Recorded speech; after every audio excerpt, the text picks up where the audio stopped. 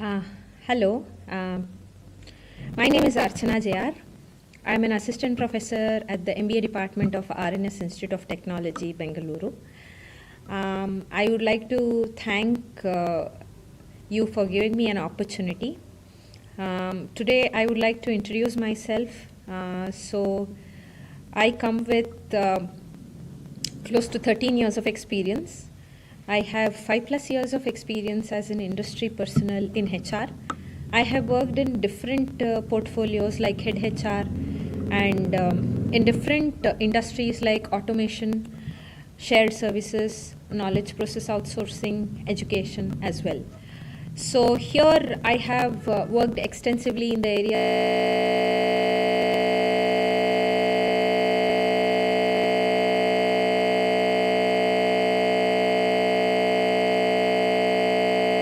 of employees, and I have been instrumental in building HRIS systems from scratch as well.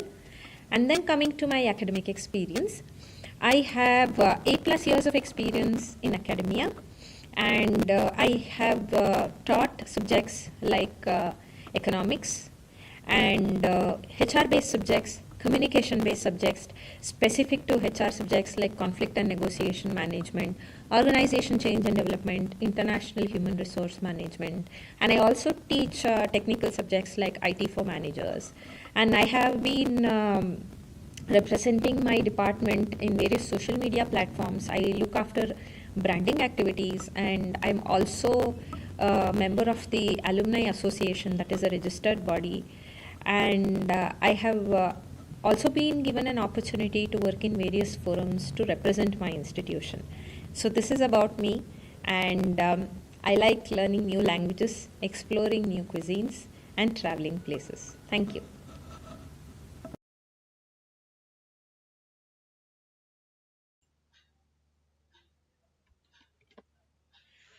Namaste everyone. It's an honor to share the vision of Workforce 2047, building a future-ready human capital strategy for a developed India from Khushbu Chudasama, Dr. Subhas University, Junagadh. As we approach India's 100th year of independence, we face a rapidly evolving global economy. This strategy aims to ensure India's workforce not only meets these challenges but delivers sustainable growth and social equity. This strategy envisions a workforce that adaptable, inclusive, and future ready. Our mission is to harness India's young population, equip every individual with the necessary skill, and foster an environment where innovation and inclusivity thrive.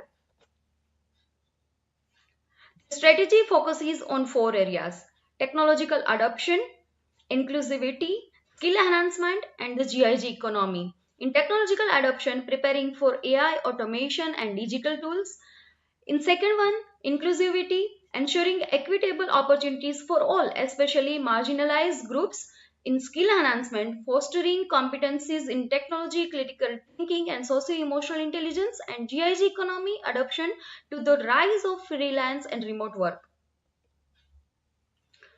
Number next is demographic and economic potential. India's youthful population is a major asset with 65% under 35 of age. By 2030, we will be the third largest economy. To harness this, we need a skilled workforce ensuring inclusivity by bridging gaps between urban and rural areas and addressing disparities in education and digital access. What are the objectives of workforce? The Workforce of 2047 strategy has three key objectives. One is competency development to prepare individuals with technological, critical thinking, and socio-emotional skill. Another is promoting inclusivity, address the digital divide and ensure gender parity. And the last is alignment with national goals that integrate workforce development with India's broader goals and growth competitiveness. What are the challenges and trends? The challenges ahead include technological disruption from AI and automation, generation shift in the workforce and rural urban divides in education and infrastructure, and prioritizing mental health and work life balance. Addressing these issues requires proactive policies and programs. What are the proposed strategies to framework this script? Our framework includes skill hubs, that regional training centers focuses on emerging technologies, diversity, equity, and inclusion, that promote gender neutral hiring and integrated and rural workforce, and the elastic technological adoption that invest in AI driven analytics and digital tools for workforce planning. Okay. In the conclusion, Workforce 2047 aims to prepare India's workforce for future. The government initiative for upskilling and mental wellness, collaboration between academia, industry and government, use of KPIs to track progress. This is a call to action. Let us work together to turn this video in reality. Thank you for your attention. By investing in our workforce today, we can create a brighter tomorrow. Let us work together to make the vision reality. Thank you so much. Hello, my name is Archana J. Here I would like to review another research paper sent to me. The title of the research paper is Workforce 2047, Building a Future Ready Human Capital Strategy for a Developed India. So this is a very nice title, and it has been like a paper that has made us think what would be the scenario for human capital in 2047. So I see that this paper has also taken inspiration from Viksit Bharat at 2047, and here the introduction is nice. This researcher has given a good introduction. Objectives of the study are also mentioned, and they have tried to stick to the convention where 3 objectives are given. That is good, but then these objectives written here are somewhere not given sufficient emphasis when the researcher is trying to build a study on this. Why do I say this? Because I see there are research objectives and there are research questions. Here you are talking about competencies, you are talking about cognitive and social emotional skills. When I say competency, I will have to do an analysis. It can be with respect to knowledge, skill, ability, and other attributes analysis. And which are the particular aspects of human capital we are trying to quantify in the study. And this target audience or whoever is the sample that has been considered here for the study is something I would like to know more about. Next is methodology. Here in methodology, survey, interview, literature review, case studies, all these are put in as statements. But respect to information like sampling technique, and how are you going to go ahead, what are the sources you are going to pick up data from, what is your methodology, what is your sampling technique, this information I think is not sufficiently justified here. Apart from that, I see that information with respect to HR practices, future readiness, all this is given. And policy and organizational recommendations are also given. But this paper has a good format. All the paper needs here is addition of content. With quality content, this paper really would give in a future perspective of what we are looking at. And I think one thing we can look at here is when you say human capital and strategy, you will have to look at various aspects. Example, when I say human capital, anything related to human resources, there is one perspective of demand and supply. So when you are talking about human capital, which particular scenario are you taking? Is the demand greater than supply, or is the supply vast but the demand low? So based on what would be your projection of 2047, you will have to build a paper on this, because you are telling me that you are looking at a future ready human capital. When I say future ready, the first aspect I have to do is analyze how is the future and how is the human capital in future. What is the impact of technology? What kind of human resources am I going to require? So here I will have to do competency analysis. I will have to do mapping. I have to see what would be the nature of jobs, what are the kind of jobs that will be in demand, and how do I bring it in. because you're telling me that you're looking at a developed India. So developed India is where you will have to have few technical aspects to say how do you define developed. So these are my thoughts, but this is a nice paper, and thank you for giving me an opportunity to review this paper. Namaste everyone. Thank you so much for this opportunity of letting me give this presentation in the conference called Vedant. Today I am here to give a presentation on green marketing, the analysis of how consumers create sustainable company context. Yes, the title is a little, we have tried to manage to make this title a little more advanced so that we understand how consumers and company are associated. So we have been talking about this concept called green with reference to finance, marketing, HR and so many other business management aspects. So with reference to that only, with marketing management we have combined this.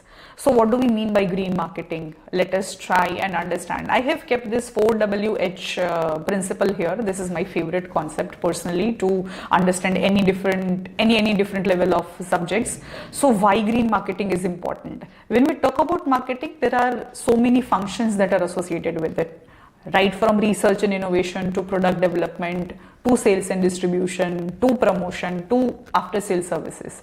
So at all these levels, if we see, business organizations are investing a lot of money and so many strategies, but ultimately at one or the other corners, the resources or the methods or the money or the material is getting exploited. So when we're talking about green marketing as a concept, it is very important to understand this because it provides consumers to create a different impact on the overall planet by just changing one simple aspect of their consumption. What is the objective? We want to implement green marketing concepts so that the business services can be a little more sustainable. Like so many businesses, Starbucks, McDonald's, we have been looking at them, the way they package their products, the way they transmit their raw material, and then so many other functions of businesses that they do. It is very important to do it in the current scenario.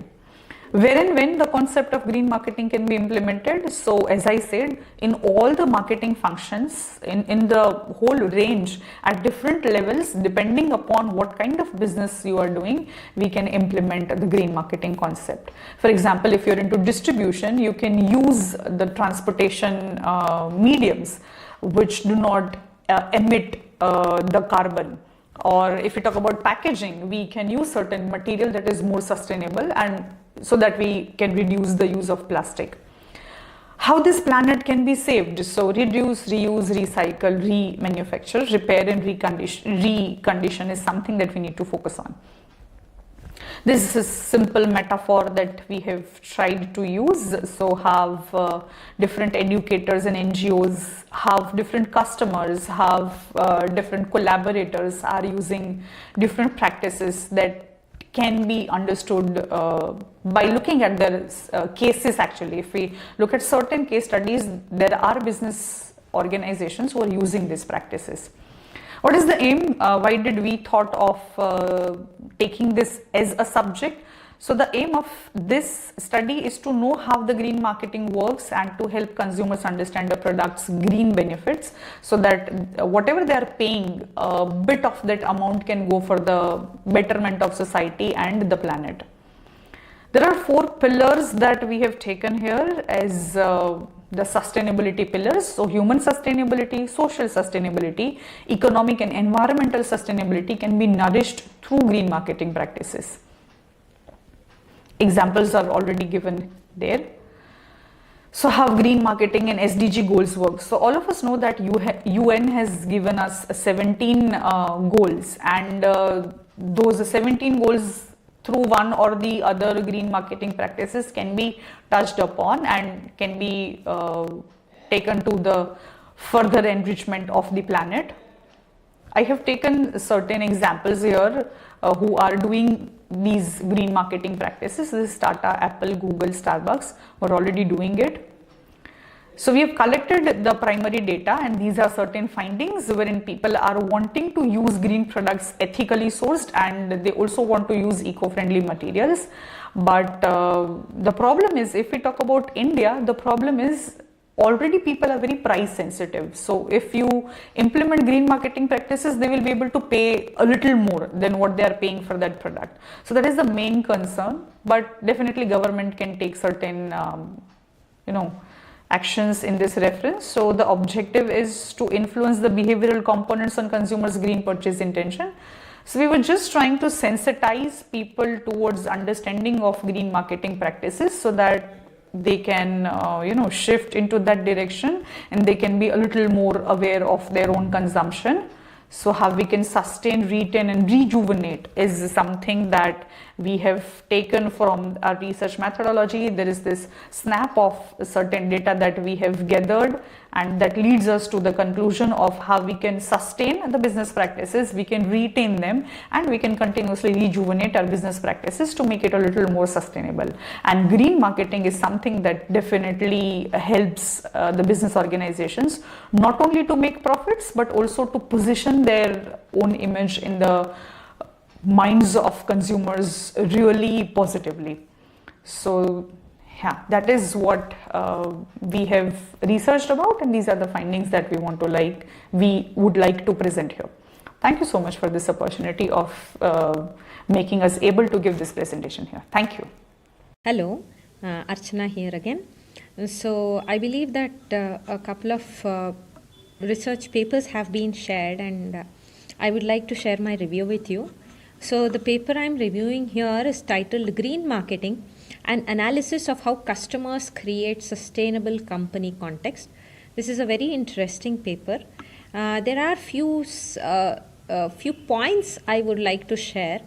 So the first one is, usually when we are talking about a problem statement, we try to put it across as a statement and not as a question mark.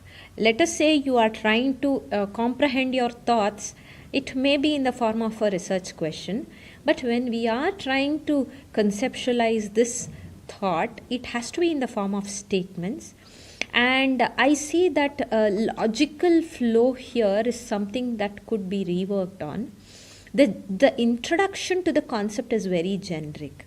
Here, when the reader looks at this paper, we would like to understand who are these end users or consumers or customers we are looking at. So the introduction is very generic. So maybe we can look at an opportunity of fine-tuning that. And the problem definition given here is not very accurate, or it is not complete. So there are some questions as to what would be the problem statement, and objectives of the study is not clear. Here we can see that objectives of the study is mentioned, but there's a lot of literature or references given, but the objective of the study is not very clear. But I see the researcher has done extensive study. They have given pictorial representations, and literature review is done. Here the literature review has to be done in a prescribed format, where it has to be arranged in a chronological order. Chronological order means any paper relevant to this particular study, it has to be done in a descending order, meaning what, 2025, whichever paper was published in this year has to be first, followed by any other papers that are relevant in the previous subsequent years. So I think that aspect would have made this particular paper very strong. The researcher here has mentioned hypotheses, and I see there are multiple hypotheses mentioned here. Initially, the speaker has tried to provide sufficient explanation, but going forward, I see that they are just statements. A lot of data has been put here. I see a research model is in place, and all these hypotheses, like 12 of them has been mentioned, but I see that data is scattered, and the researcher has made a very good attempt, because they have used different statistical tools. I see demography detailing has been done, and a lot of information has been put. They have used chi-square and various other tools as well with respect to age or gender. A good attempt has been made by the researcher, but I would just like to understand how does this fit into the big picture, because I see that with respect to sustainability, some tables have been provided, conclusion is provided, and references is also given. This study has a lot of potential, but I think a bit of fine tuning and rearranging and editing is going to make this paper a very good paper. Thank you. Namaste everyone. It is a great pleasure actually to be able to give this presentation for this conference called Vedant. My today's topic is about Avartanshil Arthashastra. So far in business management studies, we have been talking about many economical studies wherein we study GDP, GNP and so many other concepts. But actually, we have been very fortunate at Atmi University to be able to understand the concept called Madhyas Darshan. Through that, we got to know about Avartanshil Arthashastra, which is one of the most rarest and new concept propounded by Shri A. Nagaraj. So our study is the comparative analysis between the modern economics and Avartanshil Arthashastra. To move ahead about Madhyas Darshan, we have taken some glimpses of it. What is Madhyas Darshan? So it is a holistic darshan, as we call it, to understand life as whole. It gives us the comprehensive clarity on all aspects of reality and human being. It is having resolutions for multi-dimensional problems that every human being is facing today. It is a proposal for undivided society and balance in nature. It also gives us the awareness and consciousness development understanding to lead our life more successfully and with furthermore happiness. It also offers direction to humans to live coherent and meaningful lives. We have just taken a glimpse of Madhyas Darshan as a part of Avartanshil Arthashastra in this study to understand what are the challenges that modern economics is not considering, and Avartanshil Arthashastra is able to give the answers of. This is how the basics of Avartanshil Arthashastra looks like. What happens today is the human is in multiple levels of consumption. Consumers are wanting to have every material possession with them. But ultimately, when we say earth, it considers tan man dhan. You need to consider the meaning of tan man dhan, that actually combines earth, which is missing, which is the main aspect of Avartanshil Arthashastra.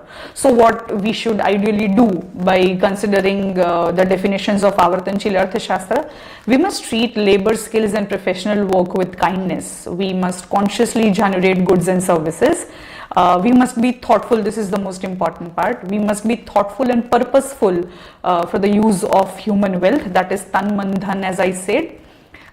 We should be understanding the meaning of prosperity, which is very much misleading these days. And the most important part, fundamentally, we as humans should be able to decide our needs and should be able to discriminate or differentiate between wants and desires. That will lead us to meaningful consumption. Significance of this study, so we are trying to understand various definitions given by different economists, and we are trying to understand how human needs, production, consumption must be redefined with the right understanding to live life with happiness. Economic growth and development must be relooked by different countries, and resolution to our personal, social and ecological problems can be given better answers through this Avartanshil Arthashastra.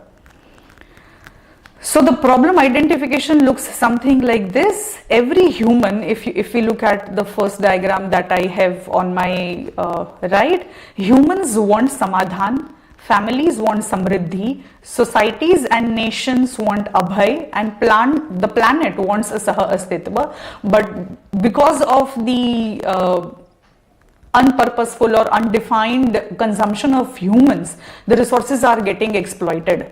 which is the main problem. So we are trying to suggest here through this research that money and wealth possession, that means sangraha mansikta, should be taken care of. Natural and man-made resources, the exploitation of that should be avoided.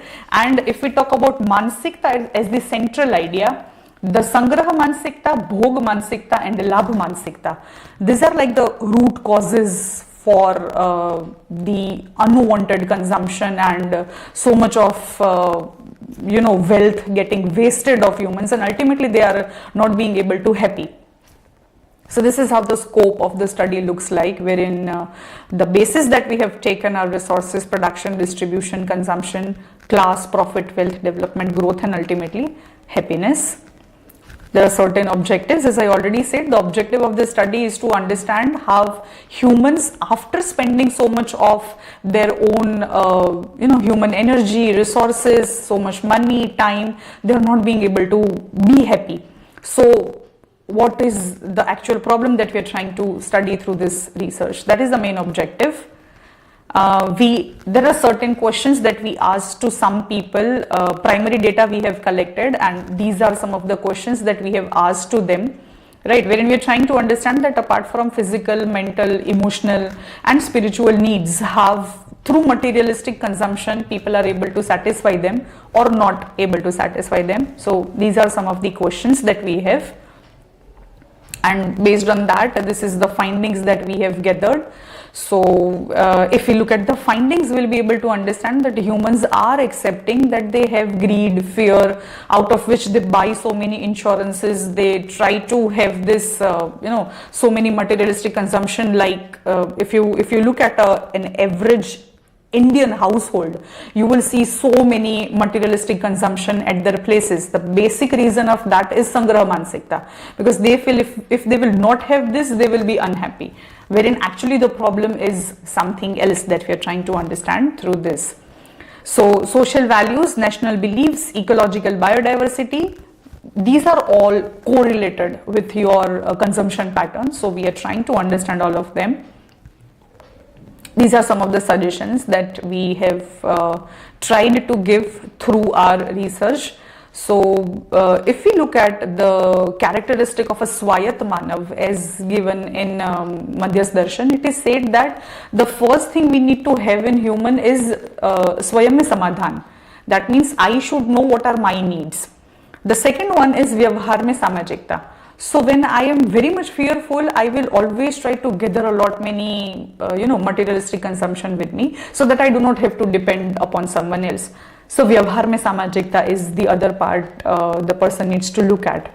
The third one is Vyavasay mein Swavlamban. So we also look at the part that people who are engaged into whatever occupation they are not doing their services with whole heart or with the kind of passion that is required. So Vyavasay mein Swavlamban is very important. The fourth one is Shreshthata ka Samman. That means you need to be respecting the person who is better on certain aspects than you, and you should be ready to imbibe with that in your personality. And then Pratibha and Vyaktitva mein Santulan, which is the major aspect that is missing in the current era, which does not let you utilize your tan man dhan in the effective direction that is important. So that leads us to the conclusion of the study. Lastly, I would just like to say that I was just going through so many theories of economics, and I was trying to understand how every country is trying to have more and more industries and more products, services.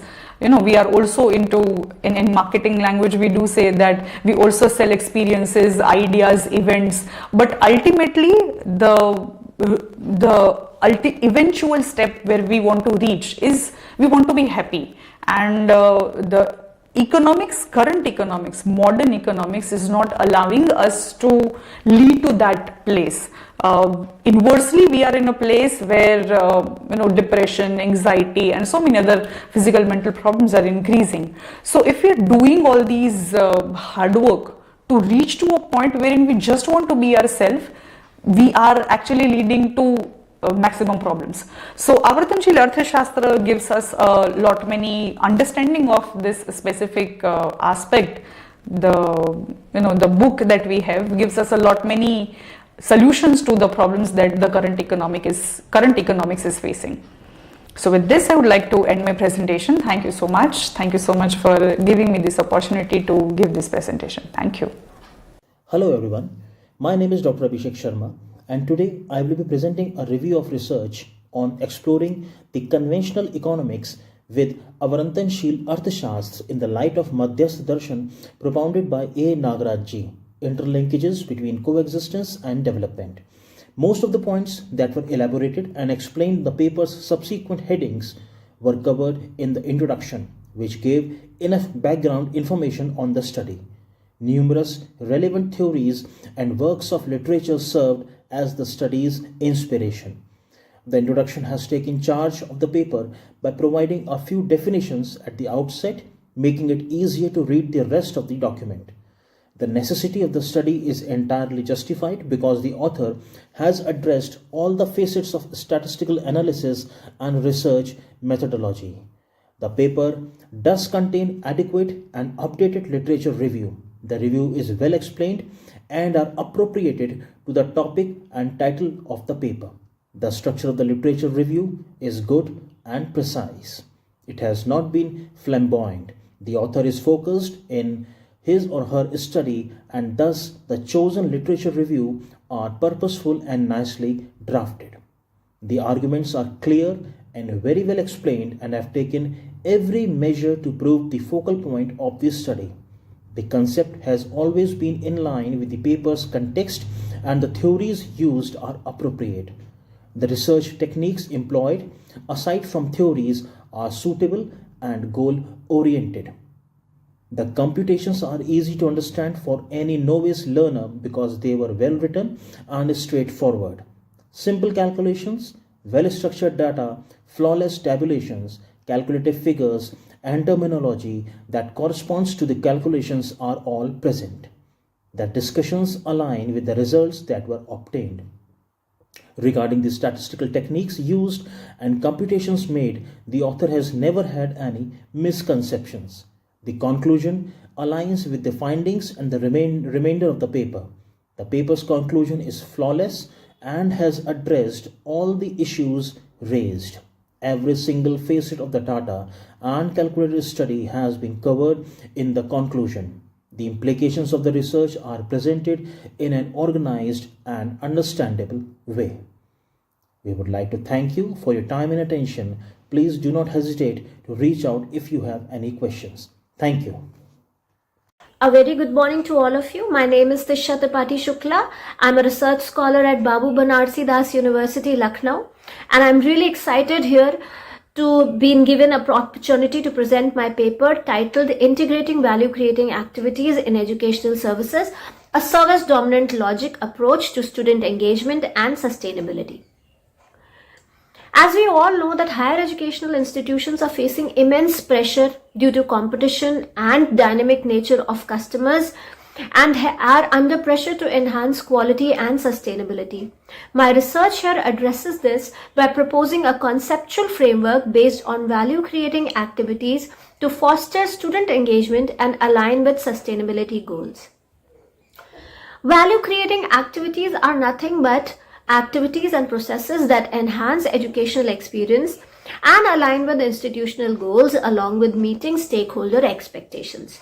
This may include teaching quality, resource optimization, and personalized learning. When we talk about student engagement, it is basically a multi-dimensional and a multi-directional interaction of student with their educational environment, which improves the overall learning outcome as well as overall educational experience. This may include better quality of knowledge, higher order thinking skills, ethical abilities, career readiness, professional identity, and improved performance.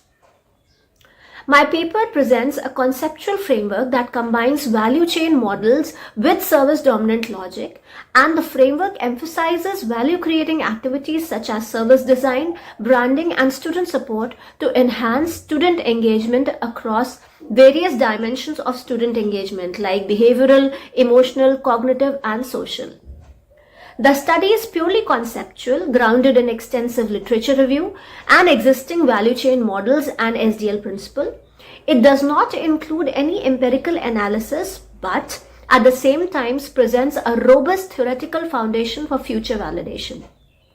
The framework fills the gap in traditional value chain models by incorporating stakeholder collaboration and sustainability goals, particularly the goal number 4, which talks about quality education.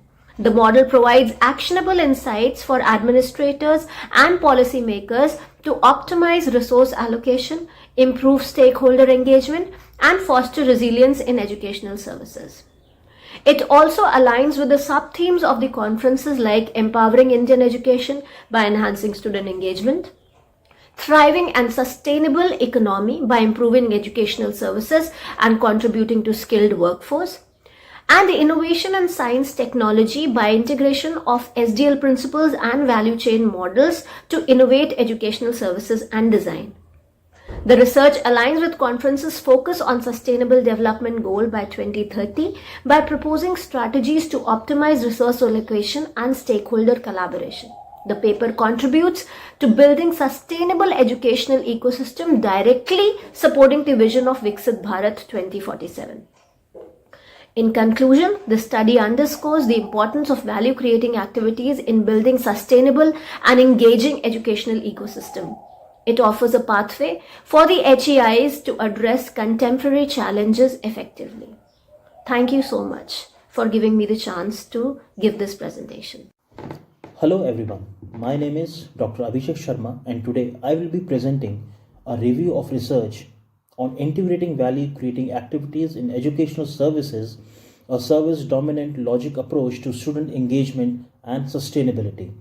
The paper has been drafted by Tishya, Tripathi, Shukla and Archana J. The title is novel, attractive, precise.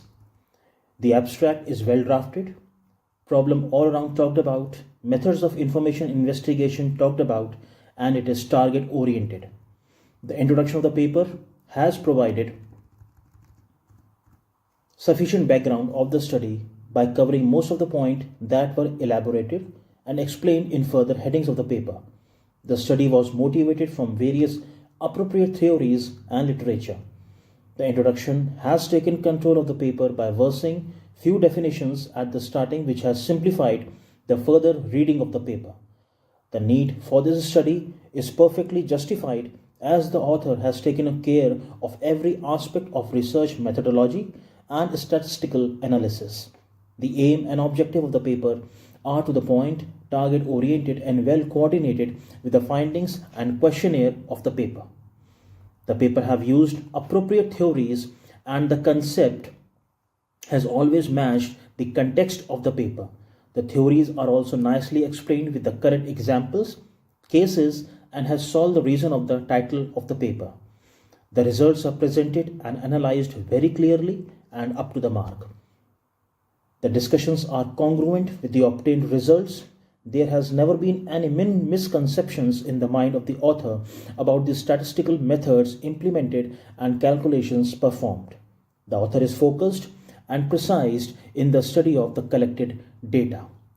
Regarding the originality of the paper has contributed a lot of new knowledge by assimilating and inculcating the proper and recent citations everywhere, therefore adding a lot more meaning and data for the other readers. There's a great amount of clarity in communications. Ideas are well expressed and well written. The content is simple and has facilitated the reader to understand well and quickly. The English language is appropriate. It is kept scholarly, simple, out of grammatical and punctuational errors, expressive and effective. We would like to thank you for your time and attention. Please do not hesitate to reach out if you have any questions. Thank you. Have a nice day. Very good afternoon to one and all. I am Dr. Bhakti Banwaskar. I am working as an assistant professor in Institute of Management and Research, MGM University. I have a teaching experience of more than 15 years and I am involved into teaching various subjects from the HR domain and general management. So for this conference, which is based on the Viksit Bharat 2027, which is also known as the India's biggest virtual conference on Sustainable Development Goals 2030, Bridging Gaps, Building Futures for the Viksit Bharat 2047. I feel delighted to act as a session chair for the conference, and I am here with presenting the report on the research papers which are selected for the conference. The rise of electric vehicle in Gujarat, assessing infrastructure development, policy initiative and market penetration. The electric vehicle market in Gujarat has emerged as a critical driver for sustainable transportation, propelled by a proactive government policies, infrastructure investment and increased customer interest. This paper investigates the growth tragedy of EV adoption in Gujarat, focusing on infrastructure development, market penetration, policy initiative and existing challenges. The Gujarat Electric Vehicle Policy 2021 have been instrumental in escalating EV adoption by providing financial incentive, tax exemption, manufacturing support. Additionally, the state has prioritized the development of charging station, grid expansion and private sector participation to build a robust EV ecosystem. Despite this advancement, barriers such as high initial cost, limited rural charging network, and battery supply chain dependency persists. Though in-depth analysis of secondary data includes government reports and industry-wide papers, this study highlights the current state of EV sector in Gujarat and identify opportunity for further growth. Case study of successful initiatives such as electrifications of Surat public transport field and Ahmedabad fast charging hub undergoes the state's leaders in transition of EV electric mobility. Recommendation include expanding rural charging infrastructure, investigating local battery production, enhancing incentive for entry-level EVs, and promoting research and development in EV technology. By addressing these challenges and leverage existing strength, Gujarat can serve as a model for other Indian states, reinforcing its role in India EV revolution and contributing significantly to national sustainable growth goals. Thank you. The first paper which I am going to talk about is titled as The Rise of Electric Vehicles in Gujarat, Assessing Infrastructure Development, Policy Initiatives and Market Penetration. The authors of the research paper are Ritu Jaiswal and Dr. Chirag Prajapati from the Monarch University. Now I provide my insights upon the research paper. The quality of the research paper appears to be good because it is themed on a very relevant topic and it appears to be solid in terms of structure, coverage and relevance. A detailed description of the research paper is provided from now. The relevance and scope is very apt because this paper addresses the timely and critical subject of electric vehicles adoption in Gujarat with a focus on government policies, infrastructure and market trends. The research scope basically covers the policy initiatives, infrastructure development, market penetration and the challenges, and it is comprehensively and very well defined and discussed in the research paper. When we look after the depth of analysis, it was found that the analysis is well rounded, examining both the success and challenges of electrical vehicle adoption in Gujarat. It includes the insights in policy frameworks, as the authors have very critically talked about the Gujarat Electrical Vehicle Policy 2021 and the infrastructure efforts such as charging station development and the grid expansion. Then the use of data and sources. The paper basically relies on the secondary data from the government reports, industry-wide papers and so on and so forth. The use of case study like the Surat's public transport electrification and Ahmedabad's first fast charging hubs strengthens the practical insights which are provided very well in the research paper. The literature review which I have found was well constructed, but the referencing style can be taken care of because references are provided at the end, but the authors can consider the relevance of these references into the proper citation method as well. It provides the context and builds the existing research, but there could be more scope for deeper engagement from most recent and varied sources, especially those on directly relation with the Gujarat's specific economic and policy landscape. When we look at the clarity and structure, the paper is clearly structured with well-defined sections, which makes it easy to follow. The flow of idea is logical and language is also accessible, catering both academic and policy making audience. When we look about the the improvements which we can have in this paper, the paper very well discusses the Gujarat's efforts and extensively talks about what is actually happening, but the paper could have involved some more examples on a comparative analysis, stating as to what is happening in various states in India and the country in terms of the EV adoption. So such comparison will provide more valuable benchmarking insights, and also some relevance from the primary data can also be taken by the authors. The overall quality of the research paper is well and comprehensively made. The relevant and current discussion around electric vehicles in India, and however there are some scopes of improvement which I have already highlighted, and it is suitable for the presentation, and I wish the authors good luck for their future research. Thank you for presenting this paper in this very important conference based on Viksit Bharat 2047. Thank you. Hello everyone, I am Orlin, Wilsonbhai, research scholar at Monarch University.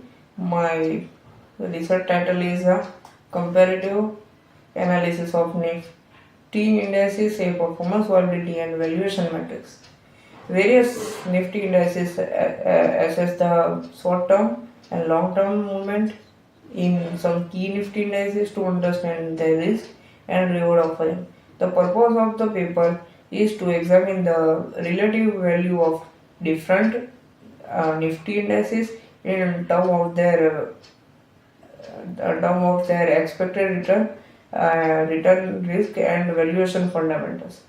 The research will focus on analyzing the data collected at different time horizons to offering meaningful recommendation for portfolio diversification and risk management. It will help to determine which indices provide more earning to be used to decision making process of investment.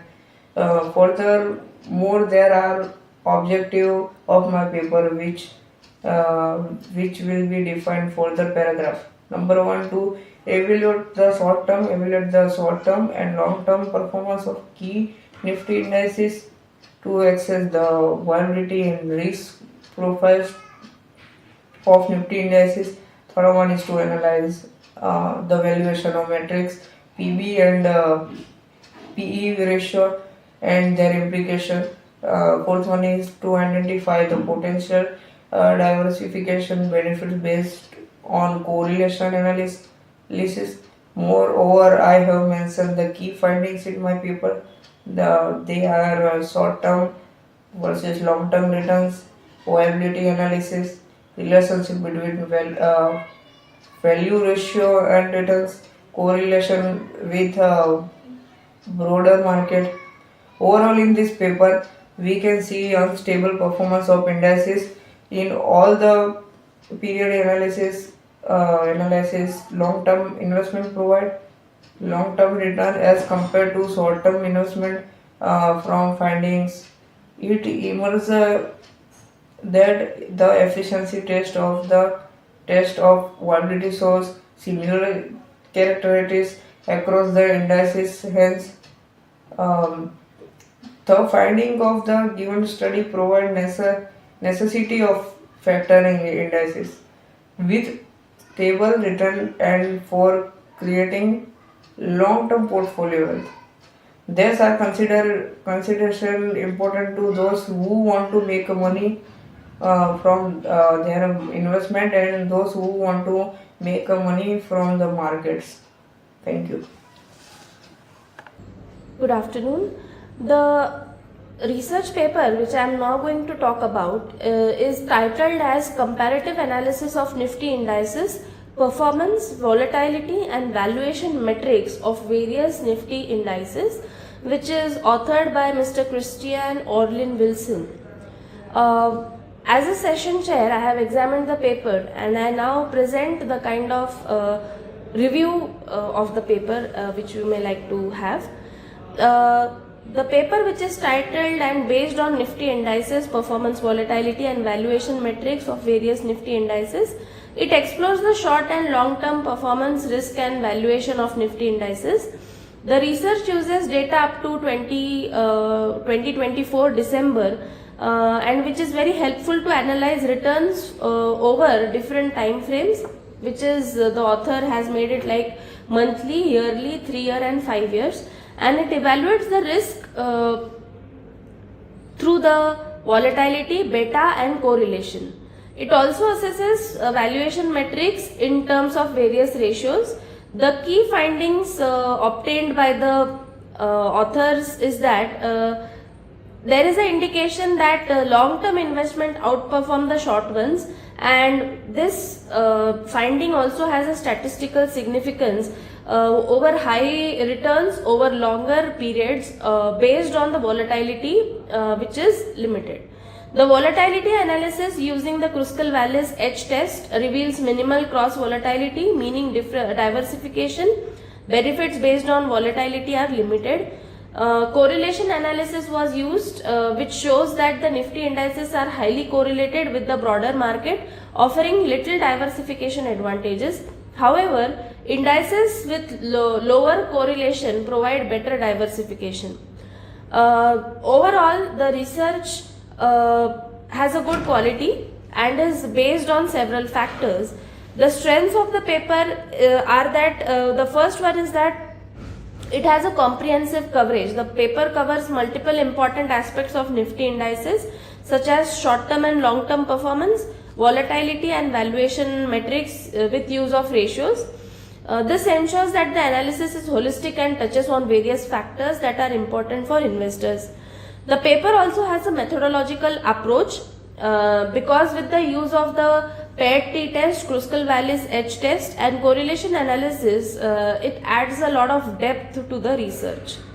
The paper provides the practical insights and which further gives some actionable insights to the readers or maybe to the investors, especially for investors and policymakers, by identifying the importance of long-term investment and highlighting the role of volatility and correlation in diversification. And it was also found that the use of tables, graphs and statistical interpretations were used in the presentation, which makes it very easier for the readers to follow and understand the findings. However, there are certain areas which can be worked upon by the authors to make the study more relevant. They can work on some more data considering the financial markets are volatile and more recent data could impact the conclusions. Also, the limited scope of indices. Although the research encompasses several Nifty indices, it may benefit from a broader selection of indices beyond the Nifty universe, such as international indices or more sector specific indices, to provide a wider perspective on diversification. The paper also focuses heavily on quantitative metrics, but also can have some broader economic factors or events that may have impacted the Nifty indices performance. For instance, the authors can include market movements during specific economic cycles, like global events during the pandemic could provide richer analysis. Then the study concludes that the ratios do not have significant predictive power for returns, but this area could have been explored more thoroughly. The paper could benefit from further exploration of why these traditional valuation metrics are not effective if alternative metrics could provide better insights. The paper overall is of a good quality and with well-grounded analysis and meaningful conclusion, particularly regarding long-term investment benefits and limitations of for diversification. I wish the authors good luck and thank you for presenting your paper in the Viksit Bharat conference organized on such an important topic. Thank you. Hello everyone. Warm greetings to one and all virtually present here. I am Dr. Karthik, working as an associate professor in the Department of Management Studies at Sri Vishnu Engineering College for Women and Autonomous College at Bhimavaram, Andhra Pradesh. So I have been playing a pivotal role in the shaping of academic environment and the future careers of my students. My expertise in the spans across various domains of management like HRM, marketing, and making respected figures within the academic community. My educational background is both robust and comprehensive. I have been graduated in BSc Zoology. After that, HR and marketing in MBA graduation I have done at Coimbatore West Engineering College, and also I have submitted my HR PhD thesis in the Annamalai University and awarded in the year 2019. So my work combines academic rigor with a practical approach, enabling students to apply theoretical knowledge to the real world challenge. So my contributions extend not only to teaching but also to the academic and administrative functions of the institution, where I am having continuously being involved in curricular development, mentoring, and guiding students towards academic excellence.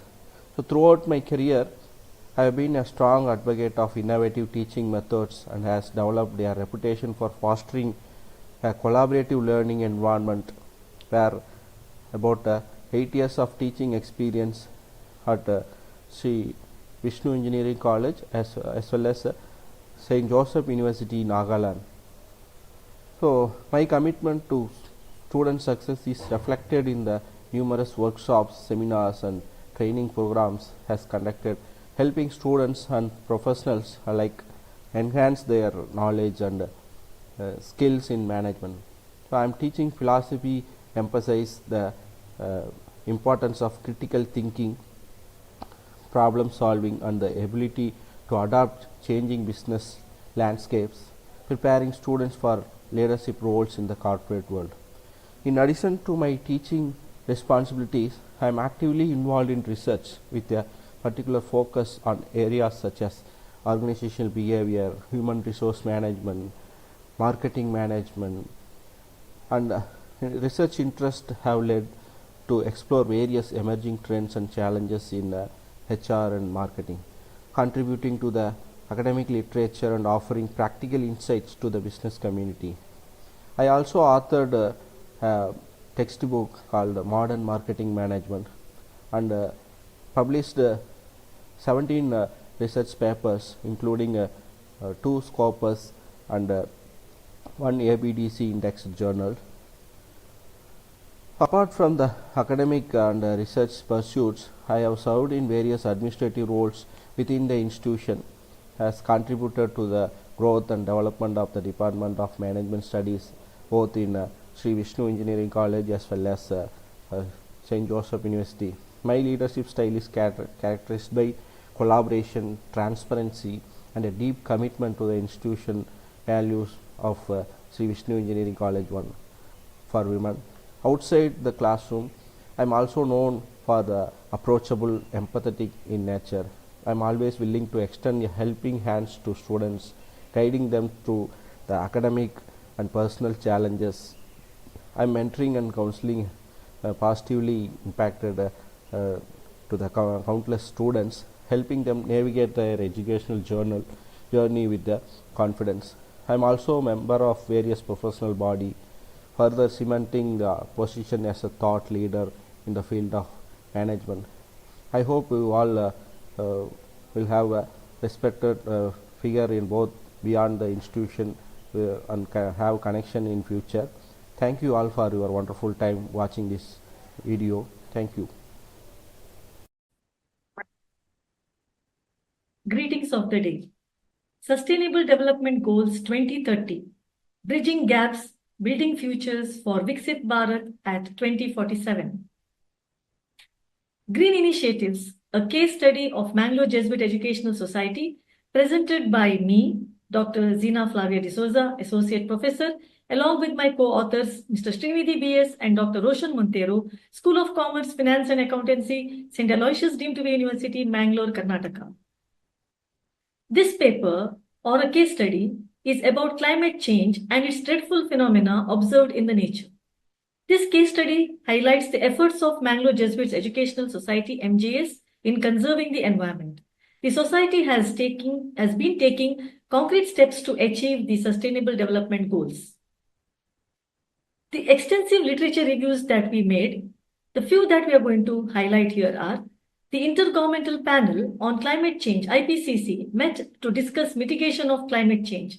The panel reported that it assessed the scientific, technical, and socio-economic and political dimensions to mitigate climate change. Martha Guerrera says climate change is one of the most urgent issues of our times.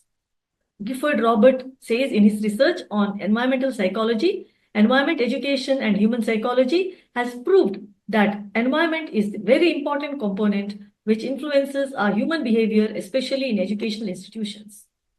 The research gap that we identified after the extensive literature review were that the past studies have not explored as to how green initiatives can be tailored to the specific environmental challenges faced by educational institutions. Research could explore factors influencing students and staff engagement in green initiatives or the effectiveness. An in-depth case study on MJAs could reduce the research gaps and provide a more targeted and actionable plan to address climate change and promote environmental sustainability. Some of the research questions we thought of answering were: what are measures taken by the MJAs to maintain ecological balance in the locality? Which are the eco-sensitive properties of the institution situated in Mangalore? What are the carbon-free footprints in the Jesuit institutions under MJAs? How much is the extent of awareness on implementation of green initiatives? The research methodology that we adopted was to collect data through qualitative and quantitative methods. The data was collected by interviewing heads of various institutions, visiting the sites, and gathering information from various sources like periodicals, publications, and testimonies. The areas of the case study involved St. Aloysius Deemed to be University, that is in the main campus, Aloysius Institute of Management and Information Technology AMIT at BD campus, Aloysius Boys Home Ullal, Anjali Farms Bantwal. Some of the green initiatives taken up by MJS, which we found out, were renewable energy, biogas unit, awareness drive, green mapping of the campus, composting and managing waste, and Miyawaki forest. The observations and the findings that we came across were that MJS has consciously promoted sustainability in all their institutions. They have healthy spaces in their premises, like clean and eco-friendly green campus in the midst of the city. The institution has educated and groomed students to be ecologically sensitive. The Miyawaki forest is now yielding rich harvest of fruits and has been successful in maintaining cooler temperatures during hot summer. Some of the few suggestions that we would like to give to MJS are that the chemistry department may identify the chemicals that may have hazardous effect on the environment and use them in smaller doses. To install a treatment plant to collect the sewer waste received from chemistry lab and neutralizing the solutions. Regarding measurement of carbon footprint, there needs to be a proper system in place to control emission of carbon from air conditioners and computer labs. An awareness drive on green initiatives taken should be conducted for staff and students. To conclude, the case study of Mangalore Jesuit Education Society (MJS) demonstrates a strong commitment to environmental sustainability through green initiatives like Miyawaki forest, rainwater harvesting, and waste management. However, further improvements can be made by optimizing chemical usage in labs, implementing a sewer wastage system, plant, and minimizing carbon emissions. They can further enhance their green credentials and serve as a model for other educational institutions in promoting sustainable practices. Thank you.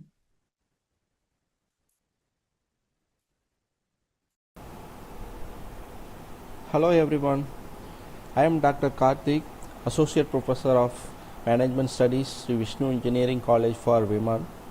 I would like to review the paper of the Green Initiatives, a case study of Mangalore Jesuit Educational Society. So I am quite impressed with this paper. I'll share few strengths and weakness and suggestions about this paper. The relevance of this topic addresses a highly relevant and contemporary issue, sustainability and green initiatives within educational institutions. This focus aligns with the global movement towards environmental responsibility and showcases how educational organizations can play a pivotal role in sustainable practices. She has used the contextual and localized approach, a study that focuses on Mangalore Jesuit Educational Society adds a localized dimension that provides insight into the specific green initiatives implemented within the context of India.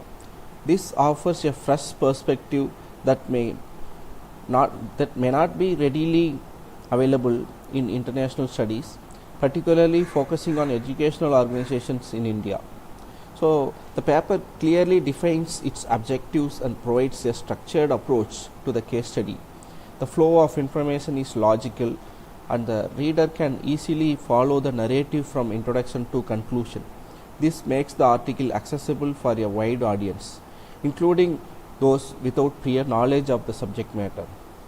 The study covers a range of green initiatives from waste management to energy conservation, demonstrating the breadth of actions undertaken by the Mangalore Jesuit Educational Society. This comprehensive approach is valuable in understanding the diversity and scope of sustainable initiatives within educational settings. This article does well in highlighting the impact of these initiatives, not just environment but also on students, faculties and the broader community. It underscores the importance of creating awareness and education stakeholders about sustainability, making the initiatives more effective.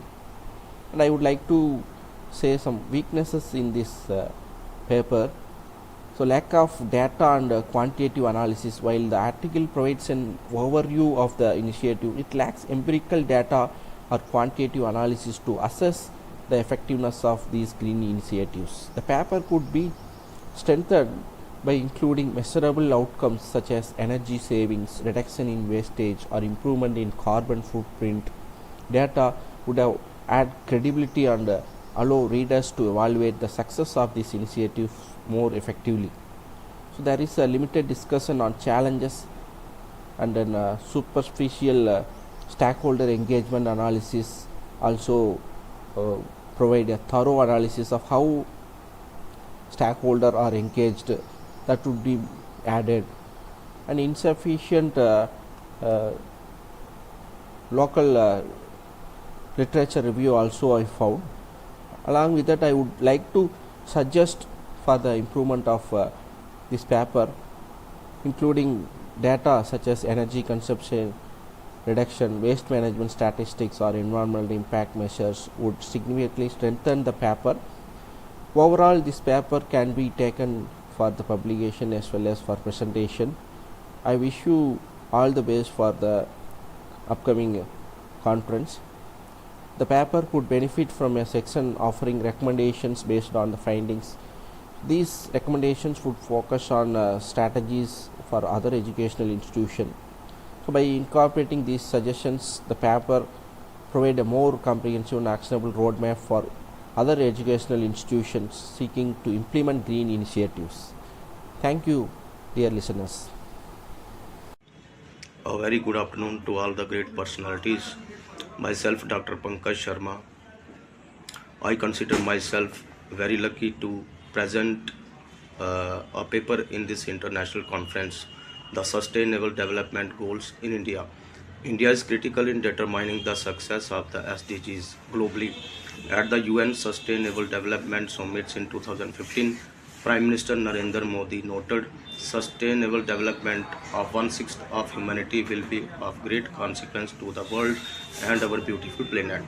It will be a world of fewer challenges and greater hope, and more confident of its success. Niti Aayog, the Government of India's premier think tank, has been entrusted with the task of coordinating the SDGs, mapping schemes related to the SDGs and their targets, and identifying lead and supporting ministries for each target. In addition, the Ministry of Statistics and Program Implementation has been leading discussions for the developing national indicators for the SDGs. State governments are key to India's progress on the SDGs, as they are best placed to put people first and to ensuring that no one is left behind. The UN country team in India supports Niti Aayog, union ministries and state governments in their efforts to address the interconnectedness of the goals, to ensure that no one is left behind, and to advocate for adequate financing to achieve the SDGs. Introduction. The road to 2030 का Bharat.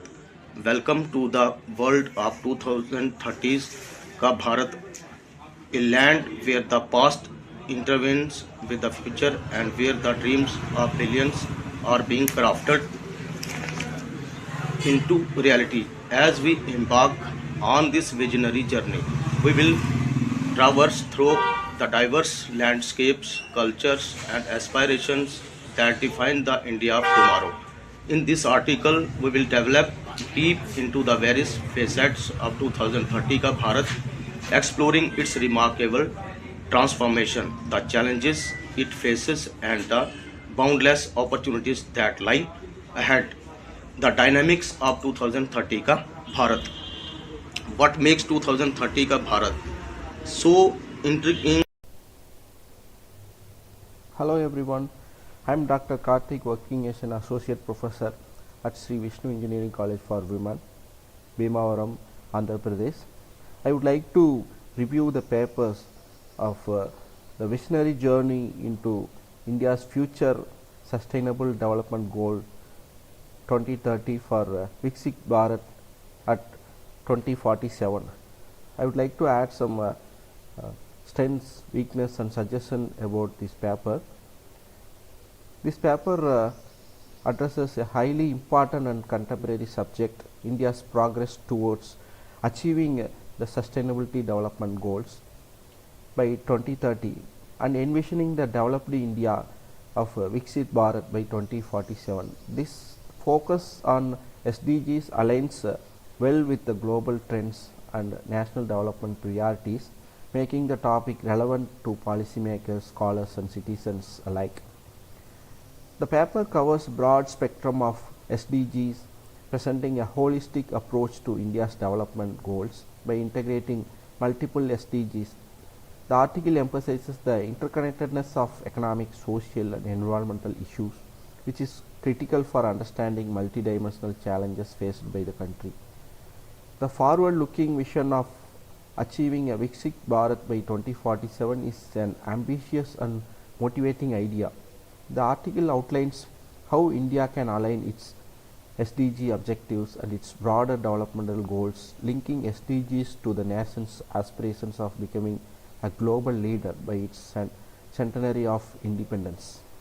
So, this long-term vision can inspire and guide future policy making and societal progress. The article is well structured, moving from an introduction to detailed discussion on SDGs, followed by potential strategies and recommendations. The clarity of the writing and logical flow makes the article easy to follow and understand for a broader audience, from academics to policymakers. The paper provides concrete recommendations and action plans for India's path towards achieving SDGs by 2030. These actionable insights are valuable for those involved in policy making, governance and development work, as they provide a clear roadmap for progress.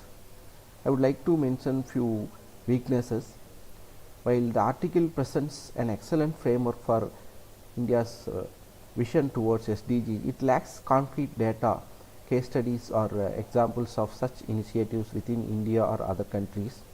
Empirical evidence such as data on current progress towards specific SDGs or examples of pilot projects in India would lend greater credibility and depth to arguments and recommendations. The article primarily discusses the vision and solution for achieving SDGs but does not address the significant challenges and barriers that India faces in the journey. For instance, the issue of poverty, inequality, regional disparities and political will are critical factors that influence the successful implementation of SDG. A discussion on how to overcome these barriers would add depth and realm to the paper, and I would like to suggest a few improvements to this paper. So adding or incorporating data on India's current progress towards SDGs as well as case studies of successful initiatives, both domestic, state-wise or international, would strengthen the paper's argument. For instance, referencing specific state-level projects or public-private partnerships that have had a positive impact on SDGs implementation would provide concrete evidence. This article should dedicate a section to discussing the challenges and barriers India faces in achieving SDGs, such as poverty, social inequality, infrastructure deficit, and the need for political and institutional reforms. Understanding these challenges is crucial for any vision to be grounded in reality. Additionally, this paper could offer practical solutions for overcoming these obstacles, making the vision more feasible. Thank you for listening my review. So by incorporating these elements, the article could serve as a more comprehensive and actionable guide for policymakers. Thank you. Hello everyone, my name is Dr. Pawan Kumar and currently I am working as an assistant professor at SRM University, Delhi NCR Sonipat, Haryana. It is a privilege to be part of this important conference on Sustainable Development Goal 2030, Bridging Gaps, Building Futures for Viksit Bharat at 2047. This significant conference brings together experts, scholars and participants dedicated to the pursuit of Sustainable Development Goals. The theme of this conference, Bridging Gaps, Building Futures for Viksit Bharat at 2047, resonate deeply with the aspirations of a sustainable, inclusive and developed India by 2047, which will mark 100 years of India's independence. This theme encourages us to reflect on the progress we have made in terms of sustainable development and where we need to focus our effort to ensure a balanced future for our nation. Viksit Bharat or a developed India will require innovative strategy in areas like education, healthcare, clean energy, economic growth, and equality. It is about ensuring that no one is left behind, especially vulnerable communities that often face greater barriers to accessing the benefit of development. Thank you. Happy day to all. Myself Aishwarya V, along with Dr. P.S. Bhuvaneshwari and Rajakarthik Ji, Department of Commerce, University of Madras, are presenting for the conference on Sustainable Development Goals 2030, Bridging the Gap, Building the Future for Viksit Bharat 2047.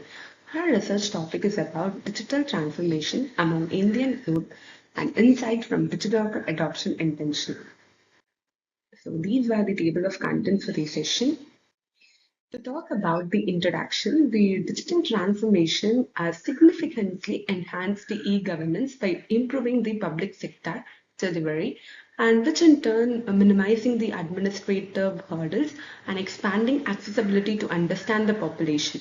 And this DigiLocal is a flagship initiative under the Digital India program, and it also have the digital document Vadher, where we can able to secure the cloud-based platform for digitally storing, issuing, and verifying the documents. And this in turn is also aimed at promoting the sustainability and also contributing to the United Nations Sustainable Development Goals, including SDG 4, which specifically talks about the quality education, and SDG 8, which is about the decent work and economic growth, and SDG 9 is about the industry, innovation, and infrastructure, and SDG 10 about the reduced inequality, and SDG 12 about the responsible consumption, and SDG 13 is about the climate action. So to talk about the next, the review of literature, the literature review of our study, where we have seen about the existing study on the e-governance platform like DigiLocker, or predominantly a conceptual or explanatory, as they are highlighted by many researchers like Bharati and Garg 2016 and Chavan and Rajeshwari of 2013, where they have explored some key areas like level of awareness, perception, and the major opportunities and challenges was being addressed a lot. And the research question of a study is, how does adoption intention of the DigiLocker platform and youth support digital transformation? Next, to talk about the hypothesis development. So here we have structured our hypothesis based on the diffusion of innovation model. This model framework is crucial in understanding how new technologies are being adopted. It emphasizes the importance of factors that influence the rate and extent of adoption. And here we have been the set of variables like relative advantage, compatibility, complexity, observability, and trialability are the independent variables of our study, and the dependent variables are the adoption intention of DigiLocker platform. And next, to come up with the research methodology. With regard to this, first we have talked about the instrument development, where we have a set of 23 statements, and each were representing the all these 23 statements are representing the 6 constructs, and which we have adopted from the authors, which has been given here, like Yuvan et al., Kaur et al. 2020, and all these statements were a 5-point Likert scale. And next, the study participants, especially the area was target was in Chennai, India, and the target population was youth. We have specifically taken this age range, that is 15 to 29, because the National Youth Policy of 2013, which has defined it, this is a youth, and we have targeted especially among these age range. And the sample size is totally, we have received 231 response, but where only 1 or 3 were unaware of the DigiLocker platform, and they were the major target of our study. And to talk about how we have analyzed the data, we have used the softwares like IBM SPSS Statistics 26 and Smart PLS 4.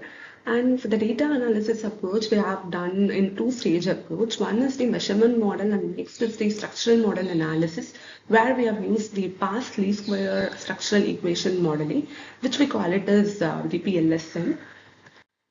And to come up with the results and the discussion part. So this is our model of our study, and where our R-square value is 0.420, and to talk about the factor loadings, all were about 0.5.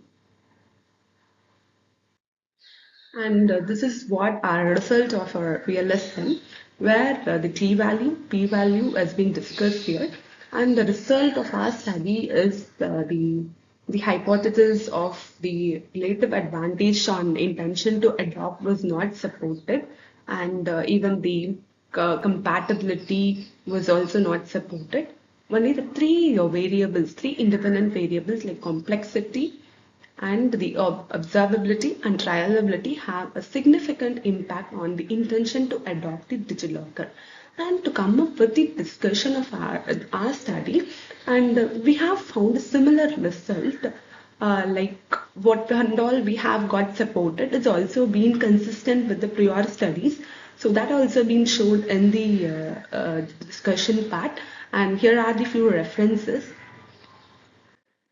And to finally conclude and the future research direction of to conclude, this study highlights the critical role of the government-led digital initiatives like DigiLocker, which is driving the digital transformation and enhancing the accessibility, and that also align with the sustainable development goals. The findings of our study also provides a managerial implication, and it also provides a valuable insight for the policymakers, educational institutions, and special interest group.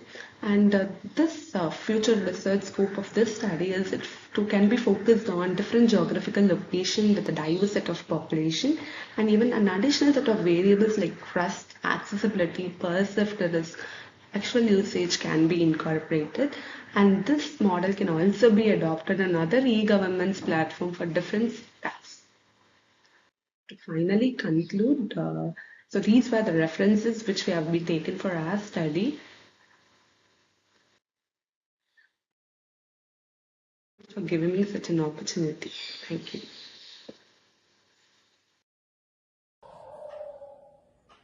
Hello Bhuvneshwari. Your title of the paper, Digital Transformation Among Indian Youth, Insights from DigiLocker Adoption Intention, is really insightful and aligned with the theme of the conference. Your research on the adoption of DigiLocker among the youth, a key aspects of digital transformation and e-governance in India. Bhuvneshwari, your study is very timely and important, especially as we continue to navigate the digital shift in public sector services. The way you have utilized the diffusion of innovation model to explore factors influencing the adoption of DigiLocker is impressive and well structured. The focus on key factors like complexity, observability, and trialability provides a clear understanding of how youth perceive and engage with digital platforms, which is crucial for shaping future policies and technological innovation in India. I also appreciate your recommendations for educational institutions to play a proactive role in enhancing digital literacy and encouraging the adoption of DigiLocker. This aligns perfectly with broader initiative like Digital India, which aims to bridging the digital divide and empower citizens with better public services. While the study does a fantastic job at identifying the factors influencing adoption intention, it could be valuable to explore the perceived risk and trust factor in greater detail, especially in the context of data privacy and securities issues that often influence the acceptance of digital platforms. Additionally, investigating actual usage behavior could further enhance the validity of your model and provide a more comprehensive view of the adoption process. In conclusion, Bhuvneshwari, your research is great contribution to the field of e-governance, and I am confident it will provide valuable insights for both academia and practitioners working towards digital inclusion. I look forward to seeing how your finding can help guide future government digital initiatives and enhance user adoption of digital platforms like DigiLocker. You might also expand the study to inclusive diverse demographics across other regions of India to explore whether these demographic factors, differ in different socio-economic contexts. This would offer an even broader understanding of youth adoption in India, paving the way for more targeted interventions. Thank you for your excellent presentation, and I encourage you to continue building on this important work. Thank you. Good morning, everyone. Welcome to India's biggest virtual conference on sustainable development, Goal 2030, Bridging Gaps, Building Futures for Viksit Bharat 2047. My name is Aditya Kumar and I am a research scholar from MIT University, Patna. I am honored to present my research paper titled The Role of Sustainable Marketing Practices in Driving Consumer Behavior, a comparative analysis of global and Indian market. under the guidance of Dr. Rashmi Singh, Assistant Professor, MIT University, Patna. This paper aims to explore how sustainable marketing, particularly through strategies like green packaging and eco-labeling, influence consumer preference in both global and Indian market, contributing to a broader goals of sustainable development. Let me start with a quick overview of our research. This study examined how sustainability-focused marketing influence what people buy. We looked at strategies like green packaging and eco-labeling and how these approaches are perceived differently around the world. Compared to India, our analysis is based on data from reliable resources, which help us to understand current trends and consumer preferences in depth. Introduction of sustainable marketing. Sustainable marketing is about promoting the product in a way that protects the environment. This concept has become critical because consumers are increasingly concerned about the planet's futures. In this study, we wanted to answer key questions like how are global brands implementing sustainable practices and what can Indian businesses learn from them. We also aim to explore unique challenges in the Indian market. So next we have the literature review. To build a foundation of our study, we reviewed past researches on sustainable marketing. Many studies highlighted the importance of green packaging and eco-labels, which help to build the trust with consumers. However, we noticed the gap. Most researches focus either on global market or Indian market individually. Very few compare the two. This is where our studies contribute something new by bridging this gap. The methodology, we used descriptive and comparative research design. This means we didn't just describe what's happening, we also compared how these practices differ globally and in India. Data was collected from secondary sources like academic journals, industry reports, and government publications. Finally, we analyzed this data to identify patterns and trends using visuals like bar graphs and charts to make our finding clear. Let us talk about the finding and analysis. Firstly, we talk about the global findings. Global consumers are showing a strong willingness to pay more eco-friendly products. Strategies like eco-labeling and green packaging have become essential tools for brands to stand out. For example, companies like Unilever and Nestle have made sustainability a core part of their marketing, and it's paying off. They have seen increased consumer loyalty and higher sales. Now shifting to Indian market, we found a mix of opportunities and challenges. In urban areas, consumers are becoming more eco-conscious, especially younger generation who care about climate changes. However, in rural areas, the picture is different. Here, awareness about sustainability is low and price sensitivity is much higher. For businesses, the challenge is to create affordable eco-friendly products and spread awareness effectively. Then last, we have comparative analysis. Both market value green packaging. The reasons differ. Globally, it's about aligning with environmental ethics, while in India, cost plays a bigger role. Indian businesses faces the unique challenges of balancing affordability with sustainability. This insight highlights the need for tailored strategies for different segments of the market. Now let us discuss what this finding means. First, it's clear that both affordability and awareness are critical in driving sustainable marketing success. Second, these studies contribute to literature by addressing the gap in comparative studies. Finally, from a practical perspective, businesses can use these insights to develop more effective strategies, especially in price sensitivity market like India. In conclusion, a sustainable marketing positively influences consumer behavior worldwide.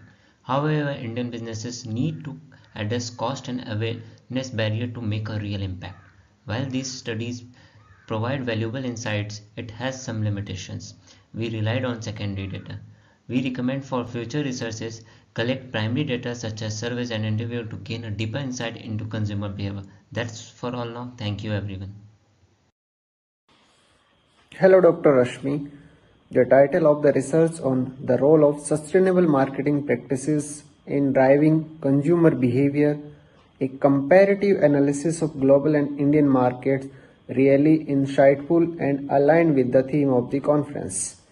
Rashmi, your study tackles an incredibly relevant and timely topic, as sustainable marketing become an essential strategy for companies aiming to meet consumer demands while also reducing their environmental footprints. Your comparative analysis between global and Indian market provides valuable insights into the evolving landscape of consumer behavior and the growing importance of sustainability in marketing. The way you have highlighted key findings such as the increasing willingness of consumer in developed market to pay a premium for sustainable product demonstrates a clear shift towards eco-conscious purchasing behavior. It's encouraging to see that transparency, eco-label and green brandings are significantly worldwide as they aim to align their strategy with the rising demand for environmentally friendly products. Rashmi, your research is impressive, but I would suggest diving a bit deeper into cultural values and how they impact consumer perceptions of sustainability, especially in India. It would also be interesting to explore how digital platforms and social media can play a role in educating consumers and driving the adoption of sustainable products, particularly in rural areas. Rashmi, your study makes an excellent contribution to the understanding of sustainable marketing and its impact on consumer behavior across global markets. The insights you have shared offer valuable implications for marketers and businesses aiming to integrate sustainability into their strategies. I encourage you to continue refining your research and exploring innovative solutions to overcome the challenges that you have identified, especially in emerging marketing like India. Additionally, while you are touching upon the price sensitivity challenges, it could be beneficial to explore how innovative pricing model like eco discounts or subscriptions models might make sustainable product more accessible to price conscious consumers, particularly in developing market like India.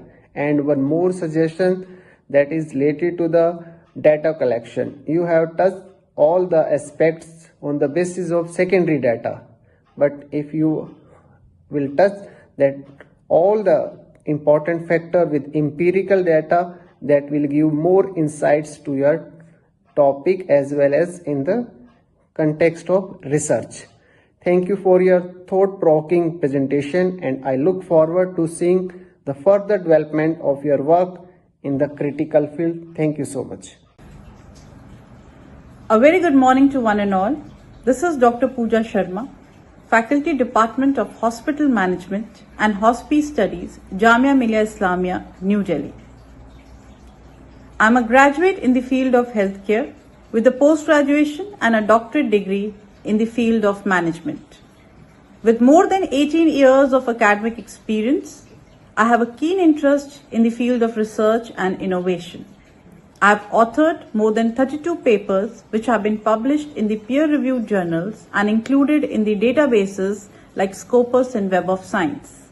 With 100 citations for few of my papers and a copyright in the field of healthcare marketing, I am privileged enough to be a part of many national and international journals as a reviewer and also the editorial member.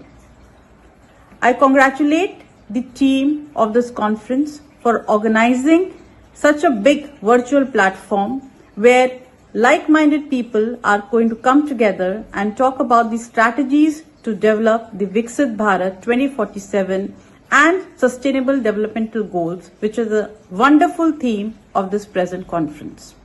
I am privileged to be a part of this conference and look forward to listen to some of the best research papers and the ideas that can help us to come and accomplish the goal of Viksit Bharat 2047.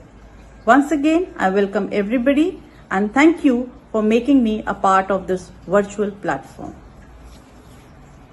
Good day all of you. Today I am going to present the paper with the title The Sentimental and Financial Journey of Women Navigating E-Commerce. Basically, this is the journey of women towards e-commerce. But before the starting of the paper presentation, I am going to introduce myself. My name is Mayur Vyas. I am the research scholar of Atmiya University, Rajkot. So let's start the paper presentation. it is the journey of women towards e-commerce. So what is e-commerce, right? E-commerce, it is electronic commerce, or you can say internet commerce. Basically the service is selling and purchasing of the product, but nowadays banking sectors, online education, and many government services provided by the internet and e-commerce platform. And to enhance the usage of e-commerce, we cannot neglect the power of women. First and primary objective of the paper is to explore the sentimental and financial experiences of women engaging towards e-commerce. The second one is to study the emotional aspects like trust, social impact, culture barriers, user experience, satisfactions, feeling, empowerment, gender support. Right? Third objective is to study the financial challenges of women towards usage of e-commerce. Fourth one is to study the opportunities and challenges of women for starting her own business. And fifth and last objective of this paper is different dimensions of emotions and economical conditions of women. So basically this is the objectives. When we talk about literature review, starting level challenges are trust, fraud, high chance of fraud, gender gap, culture and social barriers, product dissatisfaction because women cannot touch the product before buying it, right? Different policies, usage of technologies, less equipments, knowledge gap. So these are the challenges which I found during the literature reviews, which is from some papers, articles and book. Now the challenges are almost sorted out, and women have almost 48% of online shoppers. They become entrepreneurs and move to the path of the digital India. According to the NASSCOM, India's e-commerce market rises $100 billion by 2028 and almost double $200 billion by 2030. So the increasing rate of women's interest towards e-commerce, when it is going to be high, the e-commerce market is going to be high.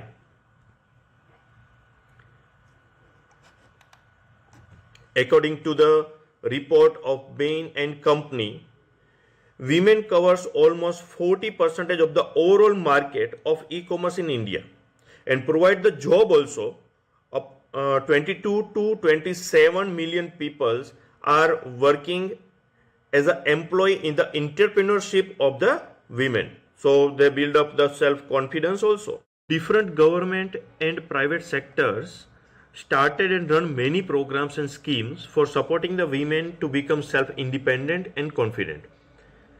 Some of the list of programs are on the screen like Mahila e-Heart, Needed Bandhu scheme, e-commerce facilitators Melas, Startup India's Mahila Samriddhi Yojana, Mudra Yojana, Nari Roshni, Nari Shakti Puraskaram, Mahila Shakti Kendra, and some private institute support with Amazon Saheli, Digital to Equal, Panjikaran Se Pragati, Ichha Shakti, Gyan Shakti, and many more.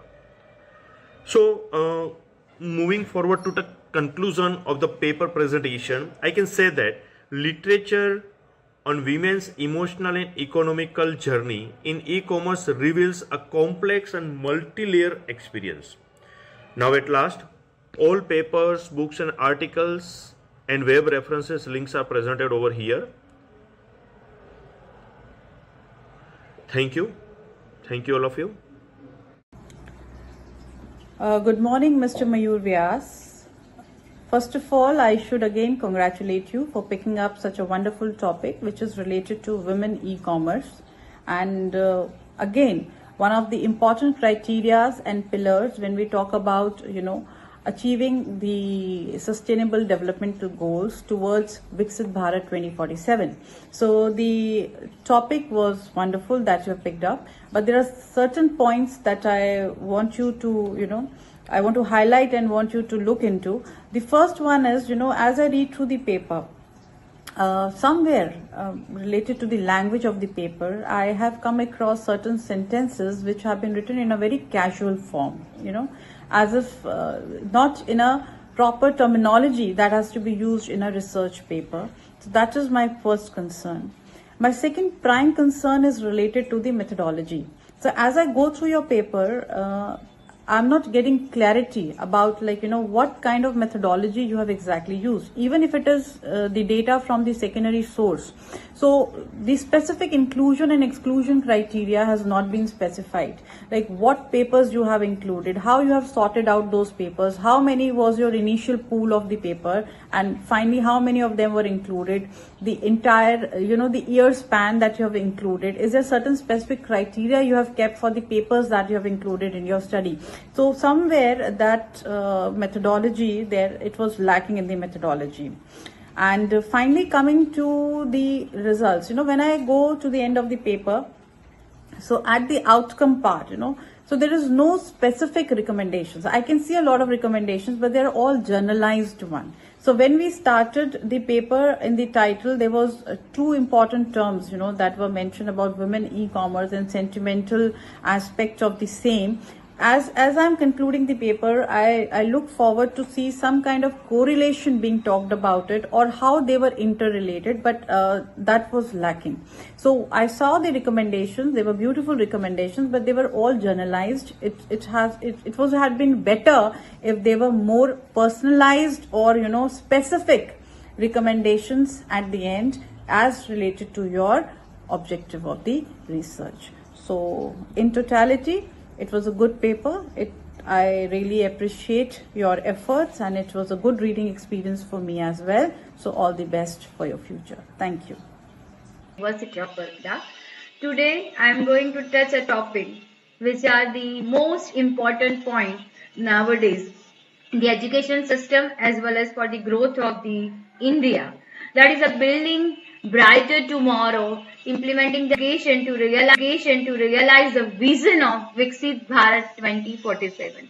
The paper was presented by Dr. Priti Nigam, she is my guide, and I am Dr. Purvi Chawla. We both are assistant professor at the Maharaja Sehajirao University of Baroda. She is a senior most for us. Under her guidance, I had prepared this particular paper, which showcased the real need of the education system. That a child without the education is like a bird without wings, as per the Tibetan proverb. And it is reality, because see, without the education we cannot imagine the society, and without the education we cannot even imagine the country also. So outcome based education is a core principle which are necessary nowadays, because students are more diverted toward the outcome based, that is a result oriented education system. So outcome based education system is a result oriented education system which guide us that how to implement the core principles of the organization, that is education, into the result one. So benefit is of outcome based education, which improves the learning outcomes, increase equality, inclusiveness. It also adopt the innovation, sustainability development also help. So alignment of outcome based education with UN sustainable development goal, that is my prior and basic objective for this paper. I had conducted various reviews, that is importance of education system, then NEP 2020, and after this 100 plus review paper, I could find there is not a particular empirical evidence which shows the relationship between the OBE, that is outcome based education, is very important to link the SDG in the Indian context. So that is my first gap, and after that gap I could found that what is my research objective. My research objective is analyze the relationship between teaching competencies, curriculum development and assessment method in the successful implementation of OBE, and to investigate how this OBE will help to apply these SDG in the organization. So this is my result. I had prepared the conceptual framework. In this, you can find three things, that is competency based teaching, competency based learning, and outcome based education. So how competency based teaching? Competency based teaching includes three things, that is a curriculum development, teaching methods, and assessment. Why that? We can enhance the competency based learning, that is skill, knowledge, and attitude of student will increase definitely, and it will be result in the outcome based education. And finally, if outcome based education is resulted, quality education will definitely increase, because creativity is applied in the organizational education system. Then gender equality, because it's have no relationship with the gender, and so it is reduce the inequalities. Then it leads to the innovation, because student has to think out of his books, out of his curriculum. So that's why innovation is there. And environmental sustainability also make a major part in this. Next is findings. In findings, I had given three types of findings. The first one is teaching competencies. So I had derived various competencies which are necessary to increase the competency-based learning, that is skill, attitude of the student. So instruction strategy should be different. Assessment, evaluation, technology integration must be there. Communication and collaboration with the students, which definitely increase their skills and attitude. Next part is related to the impact of competency in OB implementation. So teacher, if teacher has a good competencies, competency based learning are definitely good, then it ultimately result in the outcome based education, because students engagement, equality, inclusiveness also increase. So this is a part. Next one, the relationship between the competency and SDG goal. I had put the correlation test in this, and I could find all have a strong relationship, strong correlation between these two. So if you want to enhance, or if you want to implement this particular things in the organization, higher education, you must have to follow the outcome based education. My conclusion for this study, that I could conclude from this particular area, that prioritize the teaching is very important, that how you teach, that is very important. So teaching is the baseline for outcome based education, and outcome based education is a baseline for the implementation of. Good morning, Dr. Priti Nigam. First of all, I should congratulate you for picking up such a wonderful topic, which is in sync with the theme of the conference, talking about the outcome-based education and achieving of sustainable developmental goals. So one of the main criteria, or one of the main pillars to make Viksit Bharat 2047 is definitely when we talk about the outcome-based education, because our education system has to be in sync with the theoretical learning and the practical outcomes. So a wonderful attempt from your side. There are a few things that I want to highlight after going through your presentation and your paper. The first is related to the objectives. You have framed your objectives, but as I go through the paper, I was a little confused. I was not able to figure it out how you have been able to meet your specific objectives. Okay, so basically, if I talk about the methodology part of it, so I was not clear. So it was not clear because at some part you have mentioned that data will be gathered from the past educators. Okay, and when I go through your paper, then I find that the data has been gathered through the secondary sources. So there I was, the clarity of the methodology, I have an issue with that. Secondly, the tense that you have used while presenting your paper or while writing your paper, it is supposed to be in the past tense since you have finished your study. But many places I found that it is mentioning the future tense, which generally we do it when we write a synopsis. We don't use that tense when we are finished up with writing the paper. So that was my second concern. So you can just go through your paper and you can make the corrections if at all you are going to send this paper in future for publications and so. And at the end, I'll say that although a wonderful attempt and a little bit of presentation could have been better, what I lack at the end was the sync between the objectives and the framework model that you have created. because you started with very specific objectives, which somehow, as I told you in the beginning, lacked the methodology. And at the end, when I'm looking at the conclusion, the sync between that model and your objective is somehow lacking. So I'll say you can work on it, right? Maybe in the future, if you want to go ahead with the same paper, with the same topic. So try to be very specific related to the methodology part, and also for the outcome, especially related to the model that you have created. It is not in sync with your objectives. So all the best from my side. And again, I'll say it's a wonderful attempt, and it was a pleasure going through your research paper. Thank you.